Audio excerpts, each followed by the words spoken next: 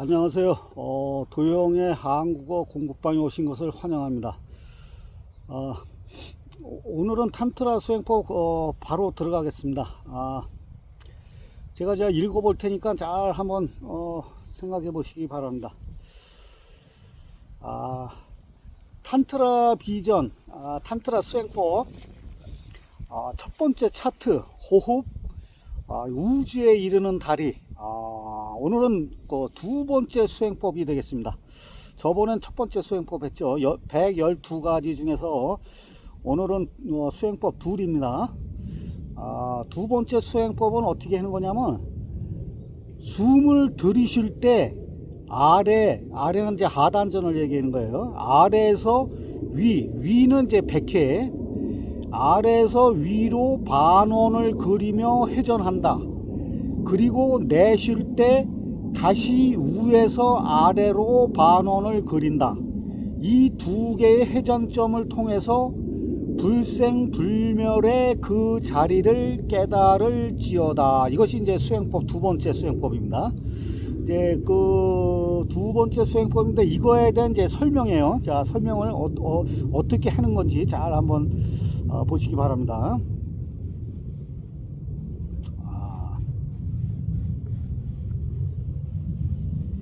이 방편은 강조하는 부분이 정지 간격이 아니라 두 호흡 사이의 회전점이다. 들어오는 숨과 나가는 숨은 하나의 원을 만든다. 기억하라. 호흡은 절대 평행으로 이동하는 것이 아니라는 것을.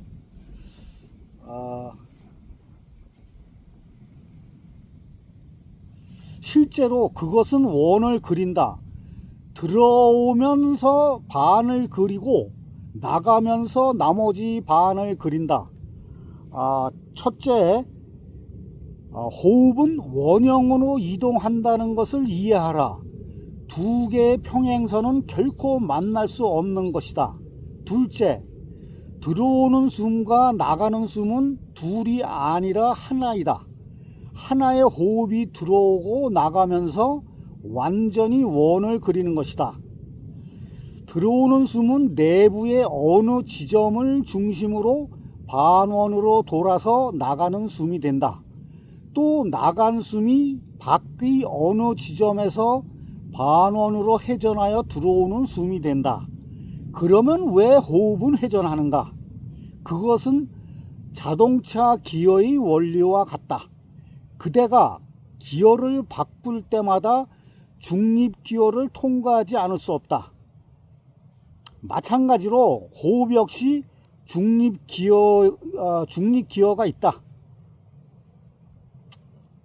그것이 바로 호흡의 회전점이다. 이 회전점을 통과하지 않고서는 호흡이 바로 들어가고 나가고 할 수 없다. 이 중립지대에서는 그대가 육체도 아니고 영혼도 아니다. 물질적인 것도 아니고 정신적인 것도 아니다. 물질적인 것은 그대 존재의 기어이며 정신적인 것 역시 또 하나의 기어이다. 하지만 그대가 중립 기어일 때 그대는 육체도 정신도 아니다. 단지 존재 그 자체이다. 그것을 깨달아야 한다. 그대의 중립 기어를 말이다. 관찰 속에서 언어가 개입되지 않는다. 언어는 개념을 갖고 있다. 그리고 그것은 감정을 유발한다. 하지만 진정한 관찰은 언어적인 개념도 없고 감정의 어떤 움직임도 없는 상태 속에 홀로 남아있는 것이다.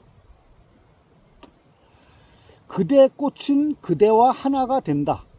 그래서 꽃은 더 이상 대상이 아니다. 그대와 하나가 되어 있기에 거기에 홀로 남아있다는 말이 가능한 것이다. 3분 동안만 마음에 어떤 움직임도 없이 완전하게 꽃과 함께 홀로 남아 있을 수 있다면 여기 차원의 변형이 온다. 지복의 순간이 온다. 하지만 지금의 우리는 관찰자가 될 수 없다. 우리의 의식이 각성되지 못했기에 우리는 어떤 것에 대해서도 주의를 기울일 수 없게 되었다. 우리는 그저 여기저기로 원숭이처럼 건너뛰고 있다. 이것은 우리가 물려받은 유산이다. 우리의 마음은 원숭이처럼 작용한다. 원숭이는 잠시도 가만히 있지 못한다. 여기저기로 뛰어다니고 있다. 그래서 붓다는 어떤 행위도 하지 말고 그저 앉아만 있으라고 말한다. 그때 원숭이 같은 마음은 더 이상 날뛸 수가 없다. 마음의 움직임이 없는 가운데 두 호흡 사이의 회전점을 관찰할 수 있다면 그대는 궁극 속으로 들어갈 것이다. 육체와 마음을 넘어서서 그대 자신 속으로 들어갈 수 있을 것이다. 왜 그토록 이 회전점이 중요한 것인가? 이 회전점은 육체와 마음으로부터 그대를 분리시켜 다른 차원에 이르게 하기 때문이다. 호흡은 그대와 함께 육체 차원으로 들어왔다가 그대와 함께 마음의 차원으로 나간다. 하지만 호흡의 두 회전점에서는 호흡이 그대와 함께하지 않는다. 회전점에 이르는 순간 그대는 호흡과 분리된다. 그 순간에는 호흡이 삶이라면 그대는 죽음이고 호흡이 육체라면 그대는 비육체이며 호흡이 마음이라면 그대는 무심이다. 호흡이 멈춰지면 마음의 작용도 따라서 멈춰진다. 호흡이 멈춤과 동시에 마음은 호흡에서 분리되기 때문이다. 호흡은 육체와 마음에 연결되어 있다. 따라서 호흡의 정지는 그대 자신으로부터 몸과 마음의 분리를 뜻한다. 기어가 중립 상태에 있음을 뜻한다. 호흡이 회전점을 지날 때 그대는 호흡과 분리된다. 그 순간 그대는 자신이 누구라는 것을 깨닫기 쉽다. 이 존재가 무엇이며 삶이 무엇인지를 깨달을 수 있는 것이다. 이 육체 속의 주인은 누구인가? 나는 단지 기계 장치일 뿐인가? 아니면 이 기계 장치를 통제하는 그 무엇인가? 호흡 사이에 있는 회전점에 지복이 깃들어 있다. 이 회전점을 깨달아라. 그리하여 그대의 영혼은 깊은 잠에서 깨어나리라. 이것이 이제 두 번째 수행법입니다. 그리고 탄트라 수행법 첫 번째 차트 호흡 우주에 이르는 달이 세 번째 수행법입니다. 세 번째 수행법. 수행법 셋. 들이쉬고 내쉬는 그 찰나의 사이에 호흡은 에너지가 없으면서 또한 에너지로 가득 찬 그대의 중심에 닿는도다. 이것이 이제 세 번째 수행법입니다. 이 세 번째 수행법이 무엇인지 이제 그 설명을 한번 들어보시기 바랍니다. 우리는 중심과 주변으로 나뉘어져 있다. 육체는 주변이다. 우리는 육체를 안다. 우리는 주변을 안다. 그러나 중심은 어디에 있는지 모른다. 내쉬는 숨과 들이쉬는 숨이 한 점에서 만날 때 그것을 들이쉬는 숨이나 나가는 숨이라고 지적할 수 없을 때 거기에 침묵의 순간이 있다. 호흡이 나가지도 않고 들어오지도 않는 그 순간이 있는 것이다. 호흡이 나갈 때는 다이나믹하다. 들어올 때 역시 다이나믹하다. 그러나 들어오지도 않고 나가지도 않을 때 거기에 침묵이 흐른다. 그때 그대는 자신의 중심에 이를 수 있다. 들어오는 숨과 나가는 숨의 결합 지점이 그대의 중심이다. 그러면 들어오는 숨은 어디로 가는가? 그것은 그대의 중심으로 간다.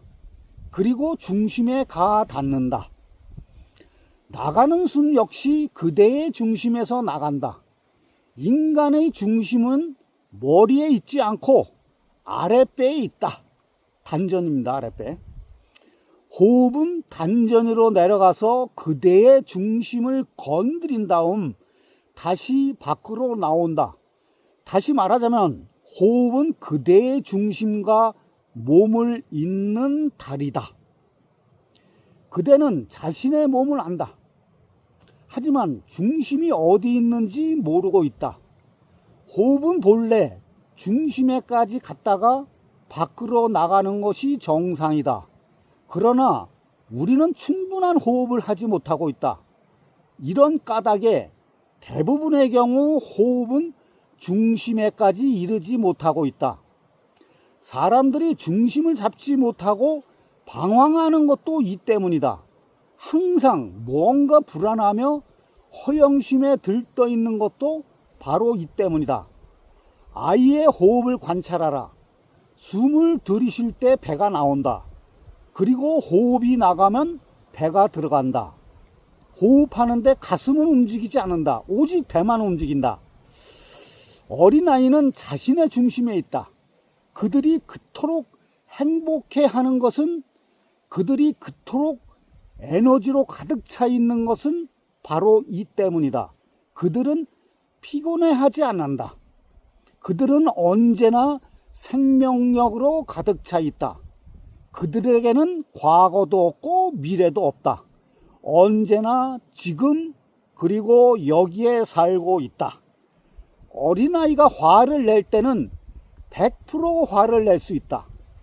이때 아이의 분노는 아름답기까지 하다. 그래서 완전히 분노할 때 그 분노는 아름다움을 갖는다. 전체는 언제나 아름다운 것이다. 하지만 그대는 100% 분노할 수 없고 따라서 아름다울 수도 없다. 그대는 부분적이며 분열되어 있다. 그리고 그대는 추하다. 부분적인 것은 언제나 추하기 때문이다.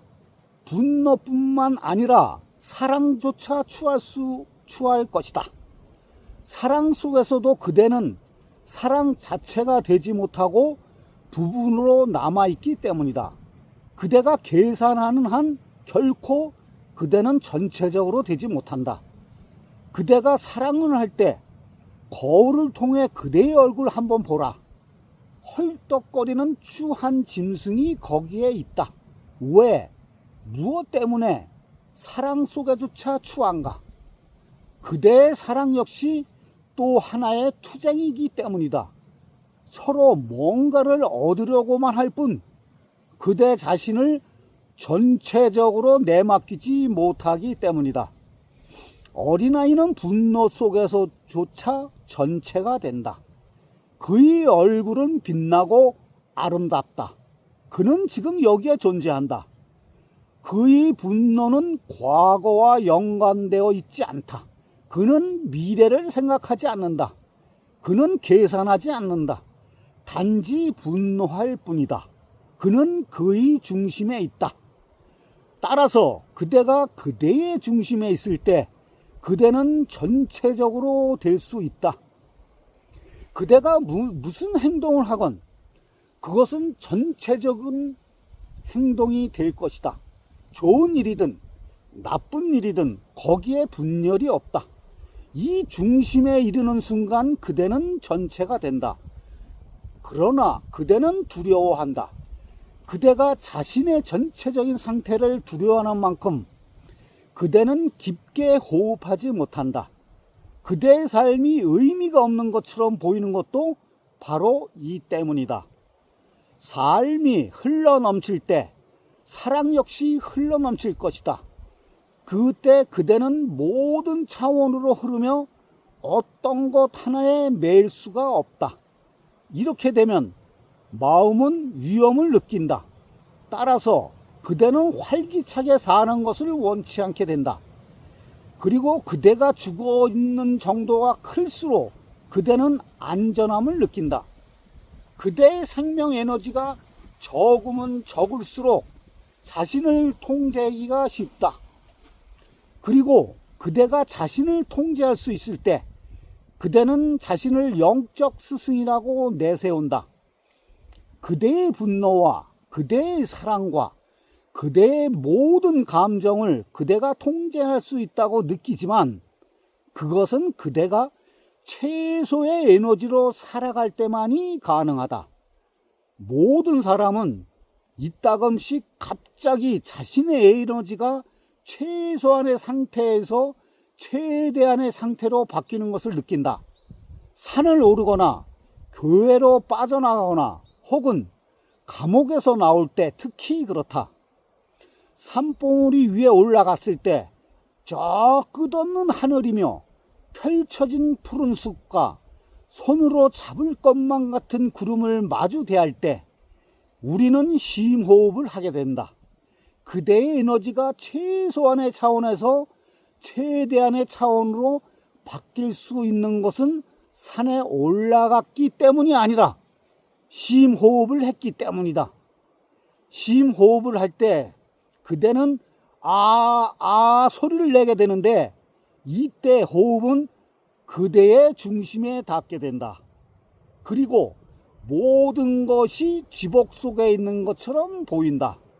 그러나 이 지복은 산으로부터 오는 것이 아니라 그대의 중심으로부터 나온 것이다. 사실 복잡한 도시 속에서 그대는 두려웠다. 가는 곳마다 타인이 있기 때문에 그대는 자신을 억눌러야만 했다.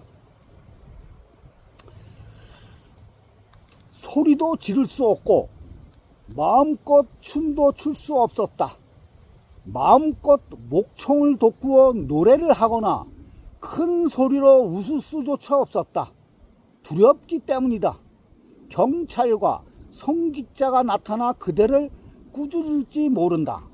온통 그대를 둘러싼 감시의 눈초리 때문에 그대는 잔뜩 웅크리고 있는 것이다. 길거리에서는 춤출 수 없지만 산 위에 올라가서는 마음대로 춤추고 노래할 수 있다. 하늘과 함께 그대는 혼자일 수 있다. 하늘은 그대를 구속하지 않는다.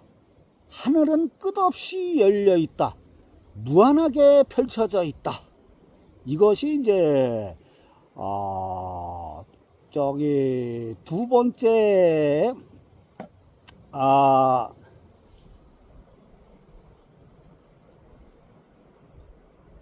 세 번째 수행법의 이제 그 설명인데요. 요거 계속 이어져요. 계속 이어지는데, 이거 티스토리에서 이제 제한이 있기 때문에 요까지만 제가 올려놓고, 나머지 요 교재 내용은 그 티스토리에서 확인하시기 바랍니다. 자, 이제 계속 그 세 번째 그 수행법의 그 설명을 계속 제가 읽어 드리겠습니다.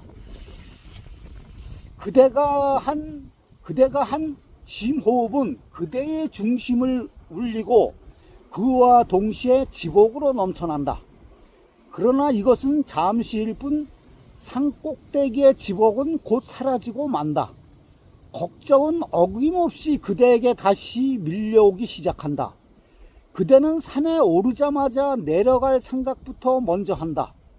그대는 다시 주변으로 되돌아왔다. 조금 전에 했던 심호흡은 그대가 의식적으로 한 것이 아니다. 단지 생리적으로 일어난 현상이다. 상황이 바뀌게 되면 기어가 바뀌기 때문이다. 만약 새로운 상황이 펼쳐진다면 그대는 이전에 하던 식으로 숨 쉴 수 없다. 새로운 호흡이 들어오는 순간 그것은 그대의 중심에 가서 닿는다. 그리고 그대는 지복을 느낀다. 그대는 매 순간마다 그대의 중심에 닿아야 한다. 그대의 호흡이 중심에 닿지 않는다면 그대 스스로 그 중심에 닿을 수 있어야 한다.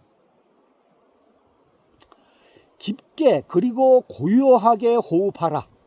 그대의 중심에 숨결이 가 닿도록 천천히 그리고 깊게 깊게 호흡하라. 분명 교육, 도덕이 모든 것들이 그대로 하여금 가슴으로 호흡하게 만들었다. 아랫배로 호흡하라. 인간이 섹스에 대한 억압을 그만두지 않는 한 결코 진정한 호흡을 할 수 없다. 호흡이 아랫배 깊숙이 들어가면 호흡은 성센터에 에너지를 준다.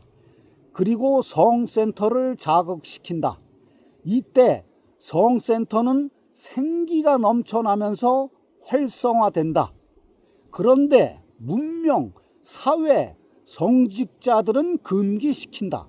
그러면 오직 위쪽, 머리 쪽으로만 호흡해야 하는 것이다. 그러면 전혀 성을 느끼지 않을 것이다. 호흡이 깊게 내려갈수록 그대는 중심을 향해 가게 되며 중심은 성센터 부근에 위치하고 있기 때문이다. 그리고 성은 곧 삶이기에 그대의 중심은 성센터와 하나가 되어야 하는 것이다. 따라서 호흡은 위쪽으로부터 아래쪽으로의 삶이며 성은 아래쪽으로부터 위쪽으로 흐르는 삶이다. 섹스 에너지도 흐르고 있고 호흡 에너지도 흐르고 있다. 단지 호흡 에너지는 상체에서 흐르고 있고 섹스 에너지는 하체 쪽에서 흐른다. 이 둘이 만나서 삶이 창조된다. 그러나 성을 두려워한다면 이 둘을 만나지 못하게 하라. 그래서 문명인은 거세된 인간이다. 우리가 호흡에 대해 전혀 알지 못하는 것도 바로 이 때문이다. 사실 중심에는 에너지가 없다. 그대의 몸과 마음으로는 거기에 어떤 에너지도 공급할 수 없기 때문이다. 그래서 거기에는 에너지가 있을 수 없다. 하지만 동시에 그것은 에너지로 가득 차 있다. 그것은 그대의 몸이나 마음과 연결되어 있는 것이 아니라 에너지 우주적인 근원에 연결되어 있기 때문이다. 사실 육체 에너지는 연료 에너지의 일종이다. 그러나 그대의 중심에는 이런 연료형 에너지가 전혀 없다. 그래서 에너지가 없으면서 라고 말한 것이다. 그것은 음식물 섭취하는 아무런 연관이 없다. 그것은 우주적인 근원에 연결되고 있다. 그것은 바로 우주적인 에너지이다. 때문에 에너지가 없으면서 또한 에너지로 가득 찬 그대의 중심이라고 말한 것이다. 들어오는 순간, 나가는 숨이 만나는 그 순간, 바로 그 지점이 그대의 중심이다. 이것을 자각하는 순간, 바로 거기에 깨달음이 존재한다. 그 다음에, 이제 수행법 네 번째로 넘어가는데요.